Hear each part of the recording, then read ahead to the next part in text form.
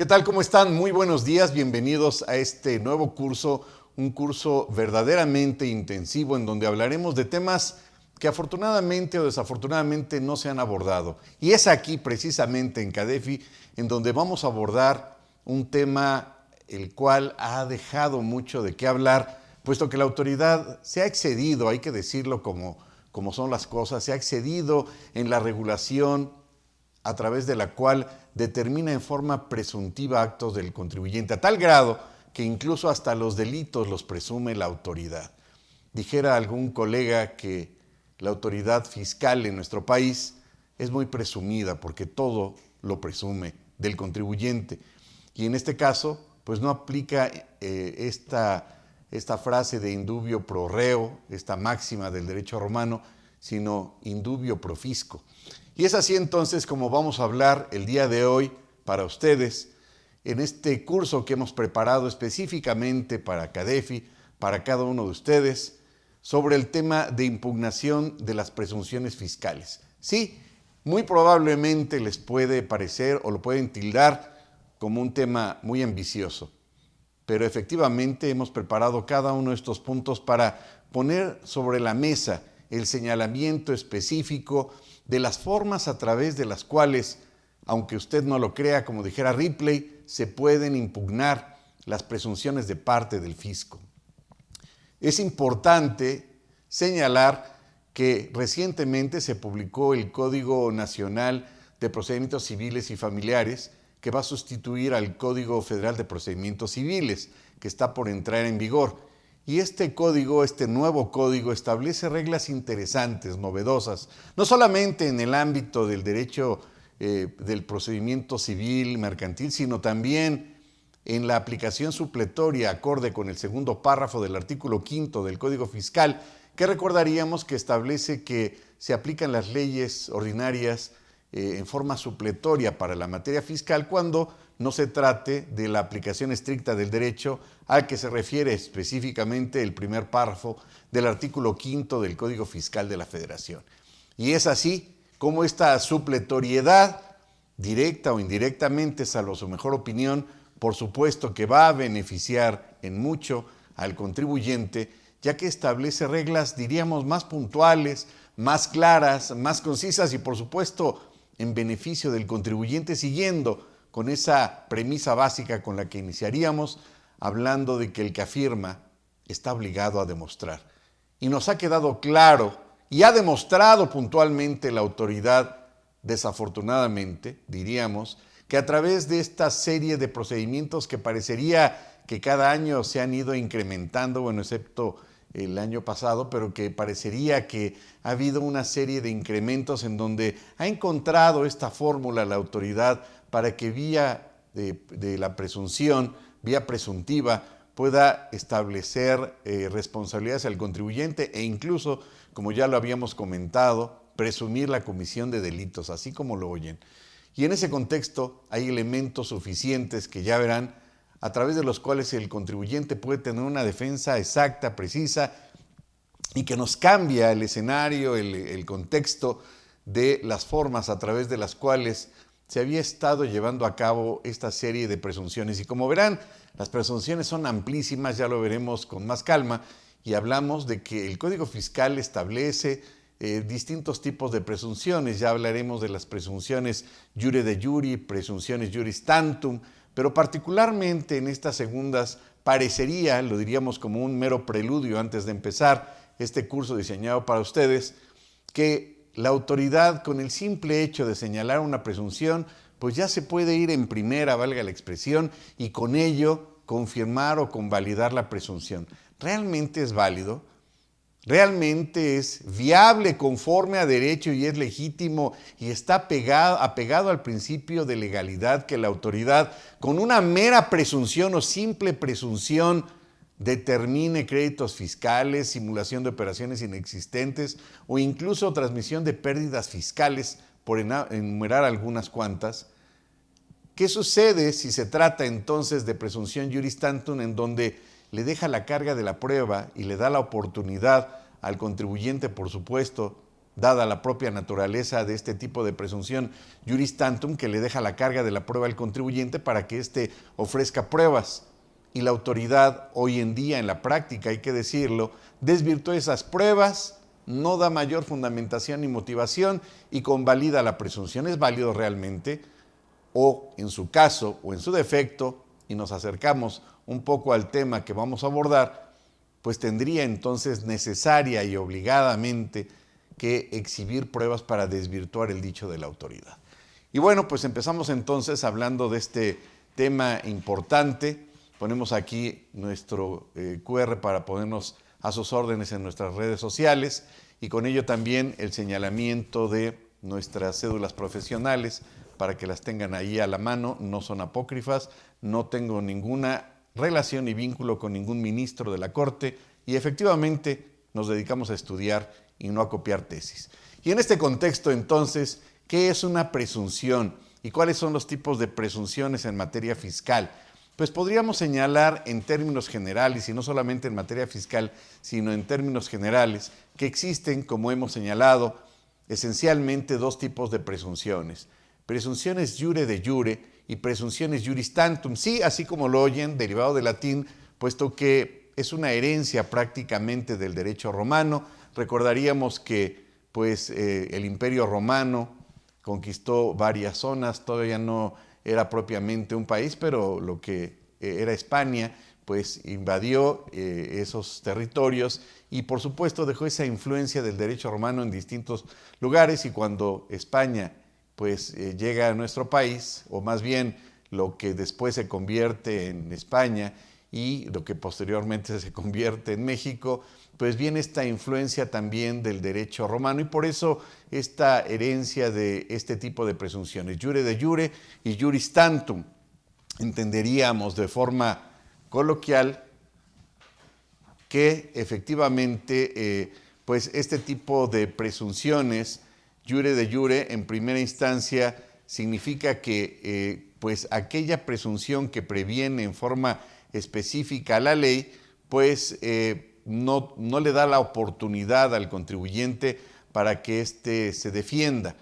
Y en ese contexto la presunción ya es definitiva, ya se convierte en un acto y en una resolución. Basta con que la ley determine que es una presunción, en el caso tratándose de presunción jure de jure, para que ésta se convalide sin que se le dé, por supuesto, en este primer punto, en este primer supuesto, el derecho al contribuyente o al particular para que se defienda u ofrezca pruebas. Sin embargo, en el caso de la presunción juris tantum, se le otorga al gobernado, se le otorga en este caso al contribuyente el derecho a que se defienda, es decir, el derecho a que desvirtúe el dicho de la autoridad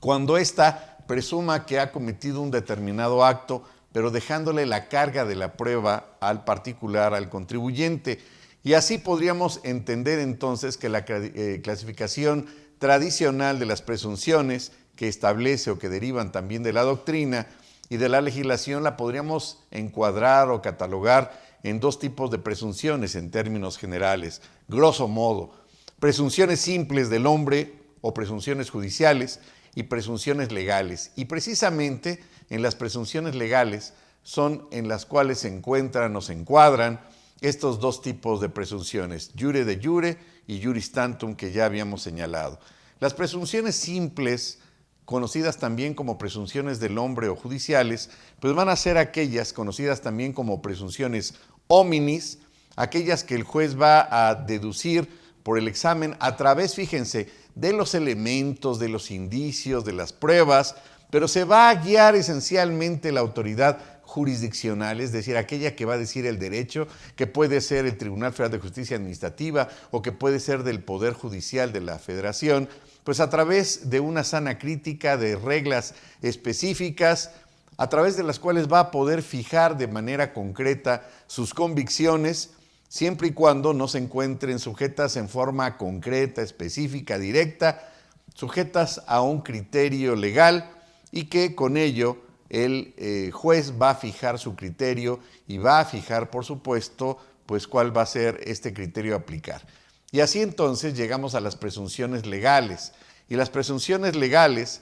van a ser aquellas que sí, efectivamente, se establecen previamente en un ordenamiento legal, en una ley, y esta va a establecer que son ciertos determinados actos o determinados hechos, y en ese contexto va a ser el legislador el que va a encargarse de establecer, de señalar, de precisar de manera expresa, en consecuencia y de manera concreta a través de ese mandato legislativo, pues en qué casos se entenderá como suficiente para que esos actos o esos hechos se puedan entender con efectos jurídicos y con ello se pueda interpretar esa presunción con un efecto legal, también bajo una interpretación de carácter analógica. Y con ello entonces las presunciones legales, por supuesto, como su nombre lo dice, tienen que estar previamente establecidos, señalados, ordenados en un ordenamiento legal. Y en ese contexto, desde una perspectiva más objetiva, podríamos señalar que estas presunciones jure de jure, como ya habíamos comentado y anticipado, no le otorgan al contribuyente, no le otorgan al particular, no le otorgan al gobernado en primera instancia este derecho para que manifieste lo que su derecho convenga o se le dé, en pocas palabras, la oportunidad de defenderse. En otras palabras, no admiten prueba en contrario, ya que consideran entonces que se aplica por virtud de ley y queda resuelto por virtud de ley en ese contexto, pues que esta determinación que ha señalado con anticipación el legislador ha sido preconcebida. Es decir, ya el legislador consideró que en determinados casos que la ley señale, ya se entiende como un hecho, ya se convalida como tal y efectivamente no se le otorga al contribuyente o al gobernado, al ciudadano, la oportunidad de defenderse, ya que la misma ley predetermina el efecto jurídico de ese acto o de ese hecho jurídico.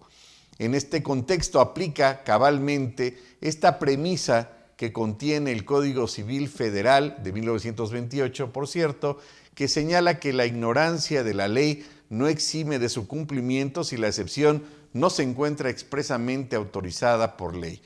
Así entonces, los estudiosos del derecho, la misma doctrina, se ha resuelto que hoy por hoy no se puede admitir la existencia de presunciones jure de jure, sino que todas las presunciones deberían de ser, en teoría, juris tantum. Pero cabe señalar, y vale la pena señalar, que al día de hoy el Código Fiscal de la Federación, si bien es cierto, es en un número mucho menor de las presunciones juris tantum, sí contiene todavía en pleno siglo XXI presunciones jure de jure, en donde no admiten prueba en contrario las afirmaciones de parte de la autoridad. Vean qué interesante. Ya la autoridad presume que ese acto, es decir, preconcebidamente, como hemos señalado, ese acto tiene efectos jurídicos y como tal no se le otorga el derecho al gobernado para que manifieste lo que a su derecho convenga y con eso efectivamente esa predeterminación de los efectos jurídicos se encuentran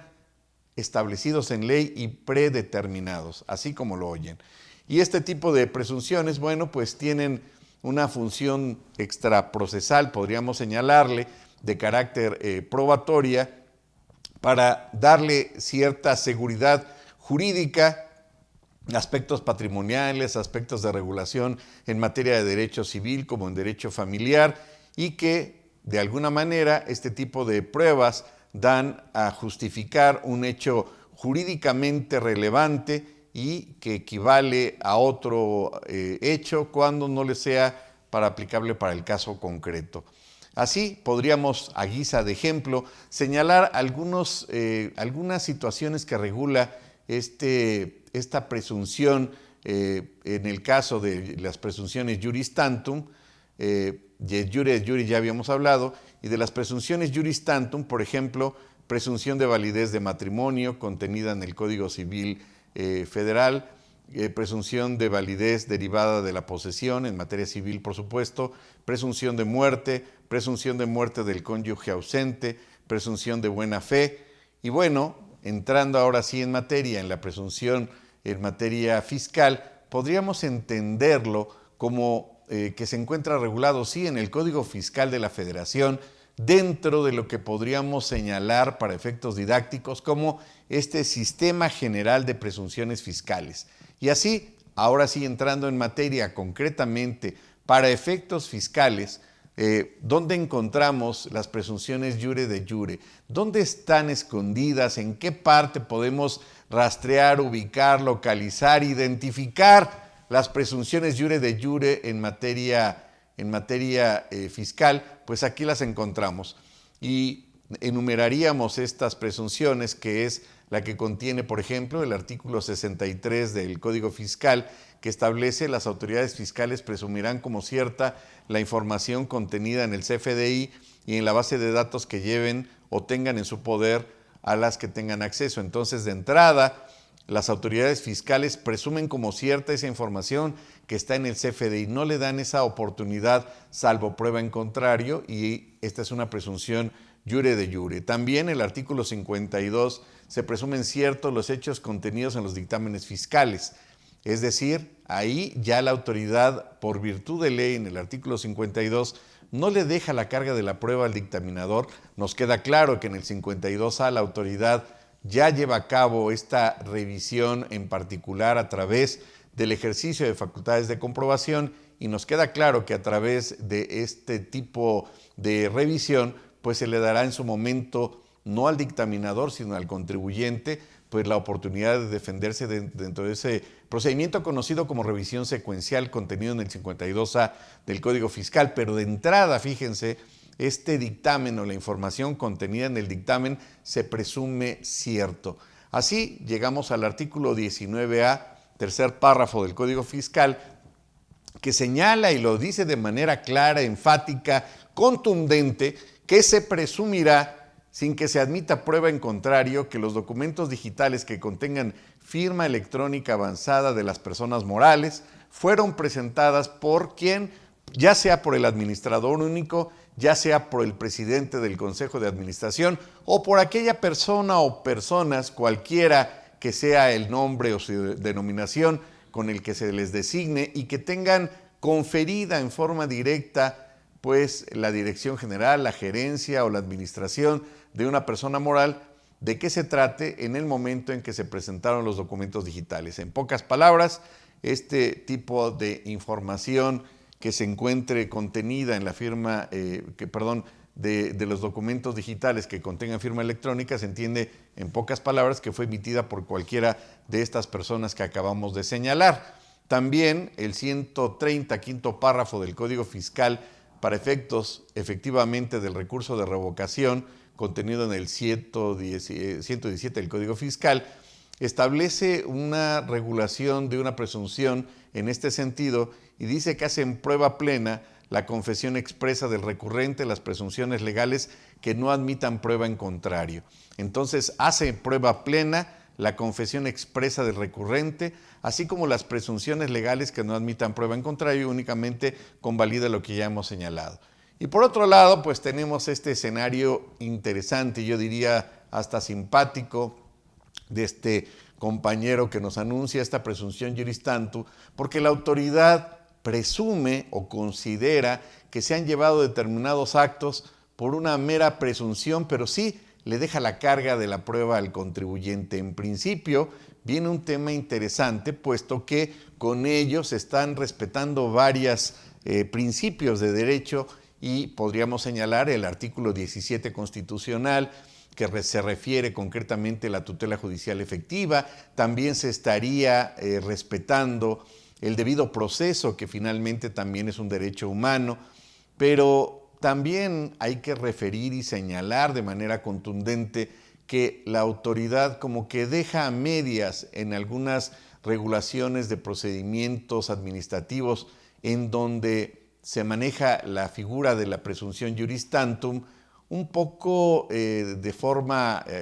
sin una regulación específica y concreta, y me refiero que en el momento en que el contribuyente, cumpliendo cabalmente con este derecho que le otorga el Código Fiscal, cumpliendo con este derecho que le otorga la ley de manifestar lo que a su derecho convenga, pues la autoridad en algunas ocasiones, si no es que en todas, pues convalida la presunción. En otras palabras, Hay que señalar, y lo decimos enfáticamente desde ahorita, que el hecho de que la autoridad pueda iniciar un procedimiento administrativo verbigracia, el caso del procedimiento del 69 de presunción de operaciones inexistentes, si bien es cierto se puede iniciar por parte de la autoridad como una presunción, recordaríamos que existen varias causales, y me estoy adelantando a ese punto, en materia del 69 para iniciar este procedimiento administrativo que puede ser, por ejemplo, pues en términos del primer párrafo, cuando la autoridad presume con base en la información contenida en su base de datos, cuando el contribuyente está ilocalizable, cuando el tercero colaborador fiscal o tercero chismoso da la información, o incluso cuando la autoridad ejercita facultades de comprobación en términos de la jurisprudencia de 2019, y finalmente con las dos causales contenidas en el último párrafo del 69, pues serían otras causales para poder iniciar este procedimiento administrativo. Pero fíjense, en todos estos casos, diría yo, excepto en el tema de las facultades de comprobación, la autoridad utiliza esta herramienta, por llamarle de alguna manera, que le ha sido muy útil, le ha sido muy práctica y quizá no ha sido lo suficientemente explotada, valga la expresión, o analizada por la doctrina y por los litigantes, en el sentido de que la autoridad va a presumir la comisión de determinados actos e incluso ilícitos que pueden dar lugar en este escenario del 113 bis, en el sentido de que la autoridad inexorablemente, necesariamente, por virtud de ley y de aplicación supletoria con este nuevo código que hemos señalado y que lo ponemos en la mesa, el Código Nacional de Procedimientos Civiles y Familiares, bueno, pues enfáticamente refiere, establece que el que afirma está obligado a demostrar una premisa que no es nueva en nuestro derecho, pero que ya lo veremos en qué partes de este código lo refiere. Y dirían, ¿y qué tiene que ver el Código Nacional de Procedimientos Civiles y Familiares con el Código Fiscal? Pues se aplica, como lo hemos señalado, de manera supletoria en materia de pruebas, en materia de probanzas. Y aquí es precisamente donde ponemos el dedo en la llaga, en el sentido de que si bien es cierto el contribuyente va a ofrecer las pruebas, que ya señalaremos cuáles son aquellas pruebas plenas y que tienen plena y absoluta validez, también lo es que la autoridad va a ser aquella que tenga que desvirtuar las afirmaciones y pruebas y documentales que ha ofrecido el contribuyente. Es decir, fíjense qué interesante, y me estoy adelantando mucho porque considero que es un tema novedoso, que es importante, indispensable que ustedes lo tengan en la mesa,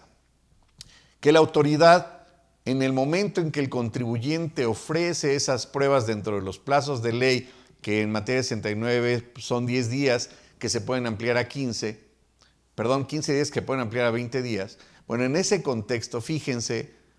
que la autoridad regularmente señala que esas pruebas no fueron suficientes, que no cumplieron con los requisitos, no fundamenta y no señala por qué no cumplieron con esos requisitos, pero eso, a la luz del tema que estamos abordando y que estamos planteándoles el día de hoy, ¿qué creen? No es suficiente. Así entonces, y afortunadamente bajo la regulación del segundo párrafo del artículo 5 con este nuevo código, la autoridad tiene que refutar y desvirtuar esas pruebas que ofreció el contribuyente a través de ¿qué? De nuevas probanzas. Y es ahí precisamente el talón de Aquiles, valga la expresión, de los procedimientos, particularmente de presunción de operaciones inexistentes y de presunción de pérdidas fiscales, en donde la autoridad no tendría mayores elementos más que la mera presunción para desvirtuar el dicho del contribuyente. En ese contexto, entonces, la autoridad estaría con ese talón de Aquiles,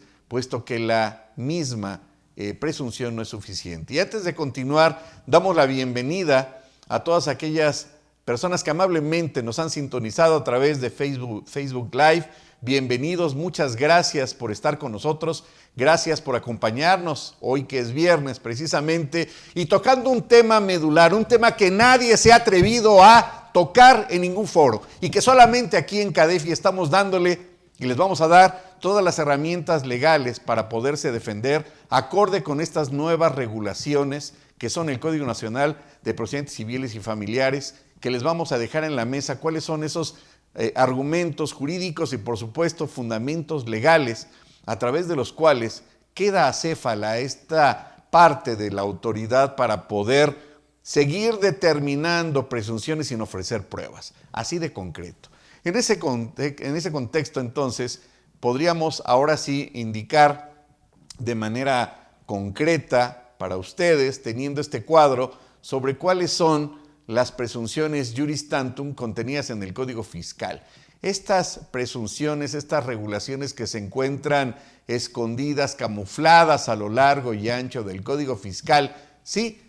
previenen la posibilidad de que el contribuyente ofrezca pruebas cuando la autoridad presuma determinados hechos o actos. Y aquí viene también un punto que no habíamos indicado y que vale mucho la pena retomar como un elemento previo, un elemento primo, un elemento básico, de que el artículo 68 del Código Fiscal de la Federación establece una regla máxima muy ambiciosa de parte de la autoridad. En este caso, recordaríamos lo que hace algunos años algún jefe me refería estando en la Secretaría de Hacienda y decía que existían dos tipos de actos, los que resuelve el hombre y los que resuelve el tiempo. Y en este contexto, pues sí tenía toda la razón del mundo, porque es el artículo 68 del Código Fiscal el que previene y establece, fíjense qué hermosura para la autoridad, que todos los actos de autoridad se presumen legales. Es decir, si la autoridad fiscal administrativa emite un acto, una resolución, y no cumple con los requisitos elementales de los principios de derecho, de los principios de constitucionalidad elementales, pero el contribuyente no lo hace valer, se convalida. Es decir, volvemos a la premisa de la cual parte los actos de autoridad que se presumen concretamente en materia fiscal como actos legales. Todos los actos que emitan las autoridades fiscales se presumen legales salvo prueba en contrario.